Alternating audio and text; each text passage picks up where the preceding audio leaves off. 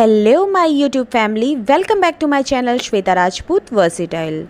तो दोस्तों, आज मैं आपको अद्भुत पुष्प की कहानी सुनाने जा रही हूँ, तो प्लीज़ इंसिस्ट करती हूँ कि ध्यानपूर्वक सुनिएगा। एक दिन दोपहर के समय में एक ब्राह्मण ने जंगल के मार्ग पर चलते समय देखा था कि एक पेड़ के नीचे एक सुंदर स्त्री बैठी हुई थी। वो देवकन्या सी है। उसकी बगल में एक घोड़ा था।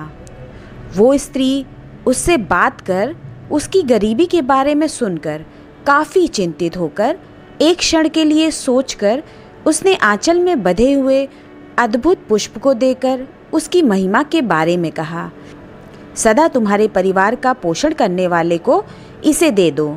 यूँ कहकर घोड़े पर बैठकर चली गई। वो पैदल चल चलकर शाम तक एक गांव पहुंच गया। उसका नाम उसे मालूम नहीं था।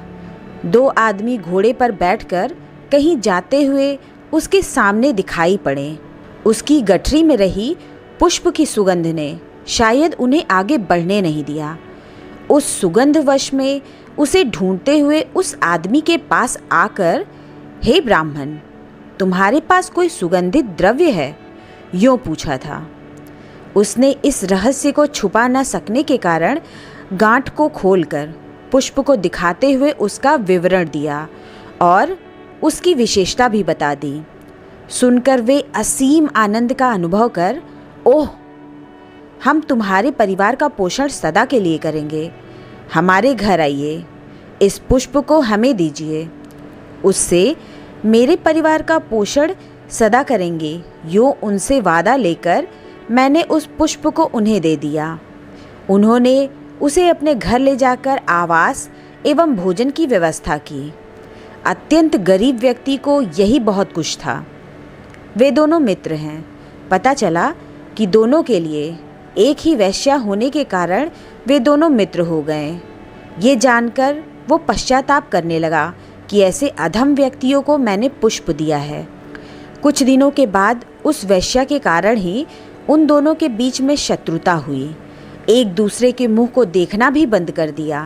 एक रात दोनों एक दूसरे के सामने आए और क्रोध के मारे एक दूसरे को मार डाला। उस ब्राह्मण का पोषण करने वाला नहीं रहा। उसे मालूम पड़ा कि वो पुष्प वैश्या के घर में है, तो उसने उसके पास जाकर जो कुछ हुआ था उसका पूरा विवरण उसे देकर पुष्प को उसे वापस देने को मांगा था। ये वैश्या की संपत्ति है, इसे तुझे देने की आवश्यकता नहीं है, उसने कहा। उसने गांव की मुखिया के पास जाकर सब कुछ बता दिया। उसे भी क्या करना है सूझा नहीं। इतने में चंद्रवर्मा महाराज यहाँ की सभा में उपस्थित होने के लिए आते हुए उस गांव में ठहरे थे। विषय सारा उसे स्पष्ट कर दिया गया। श्रेष्ठ वस्तुओं के प्रति राजा लोग अनुरक्त होते हैं ना, बाकी विषय बाद में सोचेंगे, यूँ समझकर पहले उस पुष्प को अपने साथ सभा में ले आए थे। तब चंद्रवर्मा महाराज उठकर सभा में उपस्थित सदस्यों को संबोधित कर कहने लगा, इस अद्भुत फल एवं पुष्प के बारे में हम सभी ने सुना है। ब्रह्मचारी ने मुझे ये फल दिया है।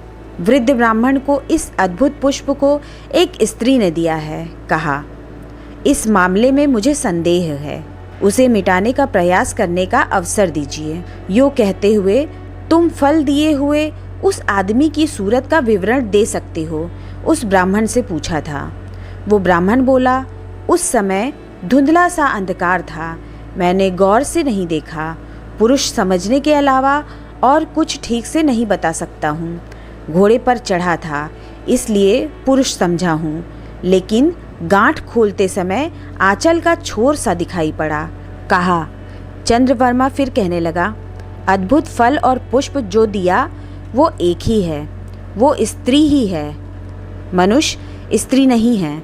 इस प्रकार की विरल विशिष्ट चीज़ें महाराजाओं के पास ही रहनी चाहिए, ना कि आम जनता के पास।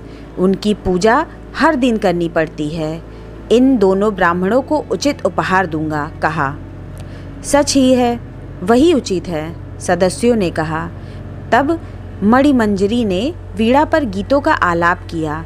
गान विद्या का ज्ञान जिनमें है वे अन्य लोग जब गाते हैं तब उन्हें भी गाने का मन होता है।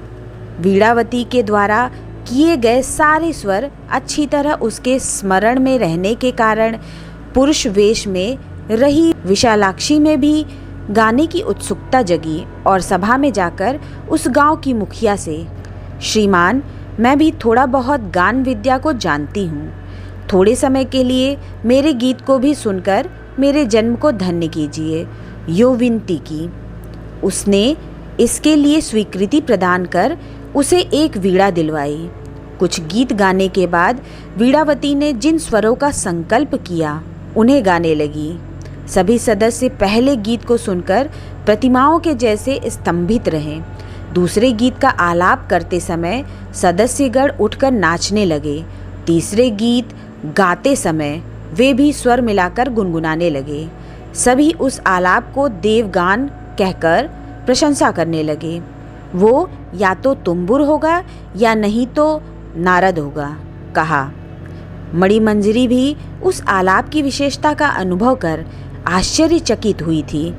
धर्मांगद, चंद्रवर्मा आदि राजाओं ने अपने आप में कुछ सोचकर कहा, राजकुमार, तुम मानवातीत प्रभाव वाले हो, तुम्हारी विद्याएं भी वैसी ही हैं। मुख्यतः तुम्हारे रूप के जैसा संगीत भी अद्भुत है। तुम्हारे लायक इनाम देना चाहे तो ये पूरा राज्य भी बराबर नहीं है। भगवान के जैसे तुम भी इन फल पुष्पों से संतुष्ट हो जाओ।